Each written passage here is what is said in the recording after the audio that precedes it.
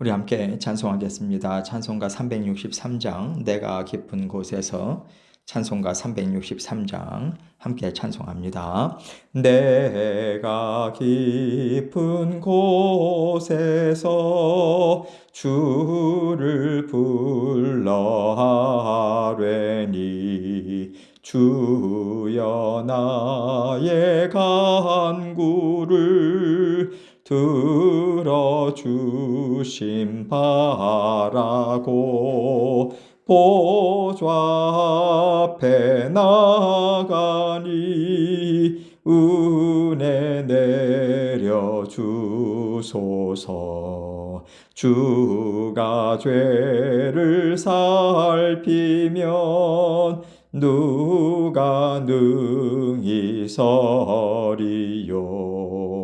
오직 주만 모든 죄 용서하여 주시니 주님 앞에 떨면서 용서하심 빕니다. 4절 주의 크신 은혜와 그의 능력 바라라. 주의 깊은 은총에 우리 구원이 있으니 변함없는 주님만 믿고 기다릴지라. 아멘.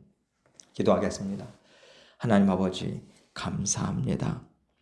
오늘도 새날 주셨습니다. 우리 모든 성도님들 각별한 하나님의 은혜로 지켜 보호해 주시고 알뜰살뜰 하나님께서 보살펴 주옵소서. 모든 필요한 것들 공급해 주시고 마음에 감사와 기쁨이 흘러넘칠 수 있도록 하나님께서 굳건한 팔로 붙잡아 주시며 아버지 하나님께서 인도하시는 그 길로 힘있게 달려나가는 아버지 하나님의 자녀들 다 될 수 있도록 은혜 베풀어 주옵소서. 오늘도 아버지 하나님의 말씀을 통해서 우리 각자에게 들려주시는 주님의 음성 듣기 원합니다. 이 시간 우리 마음 문을 활짝 열어주시고 주님의 음성 들을 수 있도록 하나님께서 도와주옵소서. 감사합니다. 예수 그리스도의 귀하신 이름으로 기도합니다. 아멘. 하나님 말씀 예레미야서 5장 6절로 10절입니다. 예레미야 애가 5장 6절로 10절 말씀 제가 읽습니다. 우리가 애굽 사람과 아수르 사람과 악수하고 양식을 얻어 배불리고자 하였나이다. 우리의 조상들은 범죄하고 없어졌으며 우리는 그들의 죄악을 담당하였나이다. 종들이 우리를 지배하며 그들의 손에서 건져낼 자가 없나이다. 광야에는 칼이 있으므로 죽기를 무릅써야 양식을 얻사오니 굶주림의 열기로 말미암아 우리의 피부가 아궁이처럼 검으니이다. 아멘. 하나님께서는 이스라엘 백성들을 사랑하시고 그들과 언제나 함께 하시겠다는 약속을 저버리신 적이 없으세요. 하나님은 신실하신 분이시고 영원토록 변함이 없는 분이시기 때문에 하나님께서 사랑하시겠다고 약속하셨다면 그들이 어떤 자리에 있든지 변함없이 사랑하고 계시죠. 그렇다면 우리는 이스라엘 백성들이 바벨론의 포로가 되고 마치 하나님께서 이스라엘 백성들을 어려움에 내던져 놓으신 것 같은 이 상황에서도 하나님은 여전히 그들을 사랑하신다. 이것을 생각해야 돼요.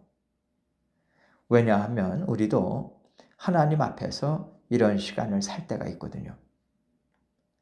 하나님께서는 우리의 죄를 보시고 죄를 깨끗게 하시고 우리를 새롭게 바꿔가시는 일을 이루기 위해서 우리에게 어려움을 주십니다. 그런데 우리의 죄로 인해서 하나님께서 우리를 떠나시거나 버리신다면 우리가 죄인 되었을 때 예수 그리스도를 우리를 위해서 내어주신 그 하나님과는 너무나도 다르잖아요. 우리가 아무리 죄의 자리에 있고 하나님을 반역하는 자리에 있다 하더라도 예수 그리스도를 우리를 위해서 내어 주시기까지 하신 그 사랑은 변함이 없습니다. 그렇기 때문에 우리는 어떤 순간에도 하나님께 도우심을 구할 수 있고 어떤 순간에도 하나님께 다시 돌아갈 수 있는 기회가 있는 사람들이에요. 하나님은 언제나 받아주십니다. 그래서 예레미야가 지금 이 애가를 지어서 하나님 앞에 간구를 올려드리는 것은 이스라엘 백성들이 하나님의 말씀을 계속해서 듣고 또 하나님이 베풀어 주신 은혜가 그들의 마음에 움직일 때 그들이 하나님이 말씀하신 것들을 되새기게 되어 있기 때문이에요. 하나님께서 그렇게 만져주십니다. 그러니까 선지자의 말도 들리고 자신들이 했던 것들이 얼마나 어리석고 하나님 앞에서 해서는 안 되는 짓을 했는지를 깨닫게 돼요. 이스라엘 백성들과 함께 그 시간을 살아내심을 통해서 하나님께서는 그들에게 새로운 성품, 새로운 마음을 만들어주고 계신 것이죠. 하나님께서 우리에게 어려운 일, 고난을 주신다면 거기에는 반드시 하나님께서 우리에게 주실 새로운 성품, 하나님의 마음이 있습니다. 우리를 새롭게 하시고 자라나게 하시는 일이 반드시 포함되어 있어요. 그래서 우리는 항상 하나님께서 내 성품과 내 마음을 보시고 무엇을 새롭게 하기를 원하셔서 지금 이 말씀을 하시고 이 일을 하시는 걸까? 이것을 들여다보려고 해야 하는 거죠. 오늘 본문에서 예레미야도 하나님 보시기에 이스라엘 백성들이 무엇이 악했는가? 이것을 선지자로서 먼저 하나님 앞에 올려드리고 있어요. 이 얘기는 예레미야가 선지자로서 이런 말씀들을 백성들에게 전하고 가르쳤다는 거죠. 그래서 결국 이스라엘 백성들도 예레미야가 올려드리는 고백을 하나님께 온전히 올려드리게 될 것입니다. 이것을 생각하면서 오늘 본문 말씀 6절을 먼저 보겠습니다. 우리가 애굽 사람과 아수르 사람과 악수하고 양식을 얻어 배불리고자 하였나이다. 무슨 얘기인지 그냥 아시죠? 이스라엘 백성들은 애굽이냐 아수르냐 항상 어느 나라와 손을 잡아야 될까? 어느 나라가 우리를 잘 도와줄까? 항상 이것만 살핀 거예요. 그러니 하나님 보실 때 얼마나 답답하시겠습니까? 하나님께서 지극히 사랑하셔서 약속의 사람, 약속의 나라로 세워주셨는데 책임지겠다고 불러주셨는데 전지전능하신 하나님을 찾고 기댈 생각은 안 하고 별 볼 일 없는 세상의 힘만 찾고 있으니 참 답답한 노릇이죠. 애굽이든 아수르든 바벨론이든 하나님의 다스림 속에 있는 세상 나라에 불과하잖아요. 더구나 하나님을 알지도 못합니다. 그렇다면 누가 더 지혜롭고 누가 더 능력이 있고 더 강대국입니까? 하나님을 알고 언제든지 하나님이 도와주시겠다고 약속을 체결한 이스라엘이 훨씬 강대국 아닙니까? 말하자면 이스라엘은요, 세상에서 가장 큰 하나님의 나라와 동맹을 맺은 거예요. 그럼 두려워할 게 없잖아요. 다른 나라에 손 벌리고 다른 나라를 기댈 필요가 없는 거지 않습니까? 그런데 이스라엘 백성들은 이 개념을 갖지 못했던 거죠. 우리도 물질이 필요하고 어떤 일에 도움을 얻을 사람이 필요할 때 우리는요, 무엇이든지 다 하실 수 있는 전지전능하신 하나님, 지혜와 능력과 권세가 있는 하나님이 나를 도와주시고자 나와 함께 살고 계시다. 언제든지 나를 도와주실 수 있다. 이것을 기억해야 돼요. 이것을 굳건히 믿는다면 돈을 쫓아가고 나의 어려움을 도와줄 만한 어떤 사람을 발빠르게 찾아다니지는 않을 겁니다. 가장 먼저 할 일은 나의 하나님을 찾는 거예요. 하나님, 이런 일들이 있습니다. 하나님 도와주십시오. 그럴 때 하나님께서 만남도 주시고 문제를 풀 수 있는 방법도 알려주세요. 이렇게 하나님께서 공급해 주시는 것들을 우리가 받아들이는 것은 하나님의 도우심이라고 볼 수 있지만 하나님께 구하지 않고 하나님을 의지하지 않은 채 먼저 사람을 쫓아다닌다면요. 이것은 예레미야가 애굽과 아수르 사람과 악수하고 양식을 얻어 배불리 먹고자 했다. 이렇게 고백하는 일과 똑같은 거예요. 말하자면 잘 먹고 잘 살겠다고 세상 사람들 쫓아다니면서 내 손 좀 잡아달라고 구걸했다는 겁니다.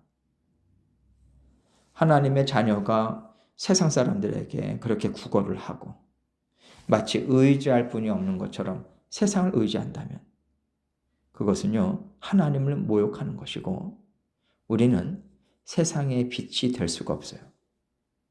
오히려 세상에게 너가 나의 빛이야. 나는 너 없으면 못 살아. 이 얘기를 하고 있는 거거든요. 그러면 우리는요, 짠맛을 잃은 소금처럼 길거리에 버려져서 사람들에게 밟혀버리는 인생으로 전락해버리는 겁니다. 우리가 하나님보다 사람을 먼저 찾고 물질을 먼저 쫓아가는 것은 하나님께서 가장 싫어하시는 거예요. 하나님만이 나의 도움이 되십니다. 이것을 고백하는 마음으로 하나님의 도우심을 끝까지 기다리고 하나님께 믿음을 올려드리는 일을 끊임없이 해야 하는 것이죠. 그러면 이렇게 세상을 의지했던 것이 지금의 이스라엘 백성들만 그랬느냐? 그게 아니라는 거예요. 7절 말씀 보세요. 우리의 조상들은 범죄하고 없어졌으며 우리는 그들의 죄악을 담당하였나이다. 말하자면 조상 때부터 범죄했습니다.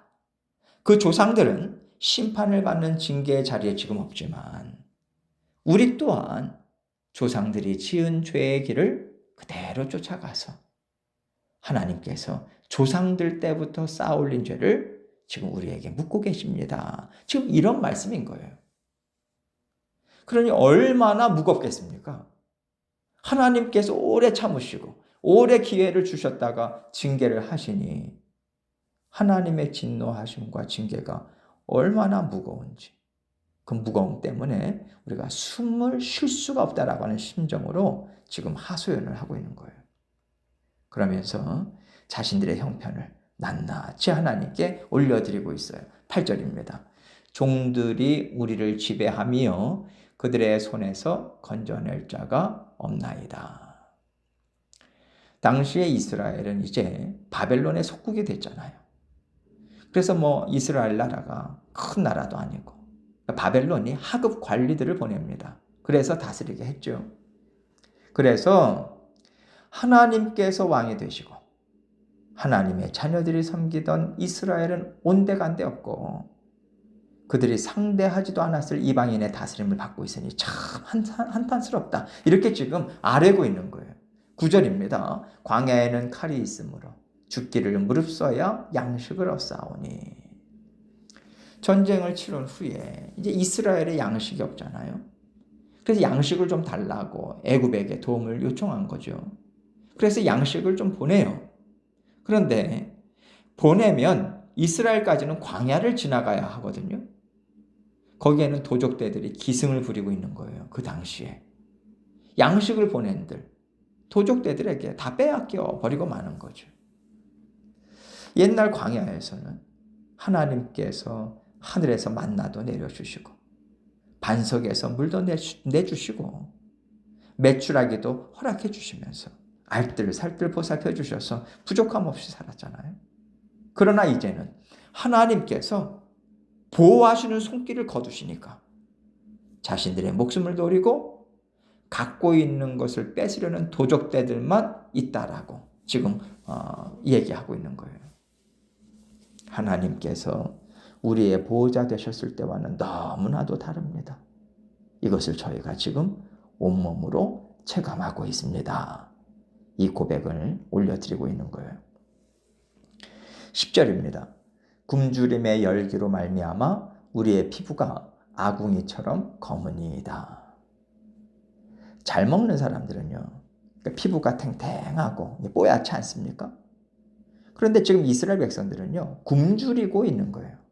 굶주리니까 가죽만 남아요. 뼈에 아주 달라붙을 정도로. 뿐만 아니라 피부까지 까매지는 그런 지경까지 갔다는 거죠. 그러니 이스라엘 백성들이요, 서로를 볼 때마다 얼마나 괴롭겠습니까? 얼마나 서로 민망하겠어요? 하나님께서는 눈만 뜨면 이스라엘 백성들의 죄악이 생각날 수밖에 없는 상황을 만들어주고 계시다고 생각합니다. 서로가 서로를 보면서 우리가 어떻게 하다 이렇게 됐냐. 이게 다 우리가 하나님을 버렸기 때문이야. 하나님께서 우리의 보호자 되기를 우리가 거절했기 때문이지. 이런 한탄이 저절로 나오지 않겠습니까?